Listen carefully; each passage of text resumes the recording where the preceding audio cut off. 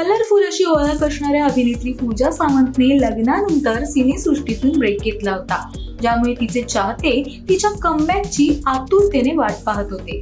अखेर ही प्रतीक्षा आता संपली आहे। मराठी चित्रपट सृष्टीत दररोज नवनवे प्रयोग होत असतात, ज्यामध्ये आता कब्बशी या नव्या कलाकृतीची भर पडते। या चित्रपटातून पूजा सावंत रुपेरी पडद्यावर जबरदस्त कमबॅक करते।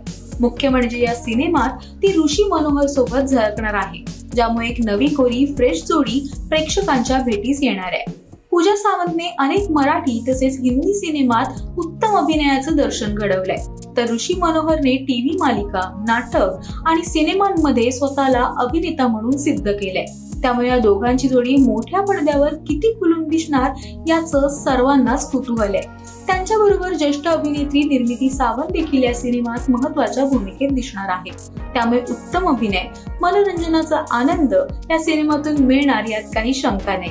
माहितीनुसार या चित्रपटाचे कथानक अत्यंत मजेशीर आणि मनोरंजक असणार आहे। या चित्रपटाचे शूटिंग मुंबईत सुरू झाले असून याविषयी अधिक माहिती लवकरच समोर येईल।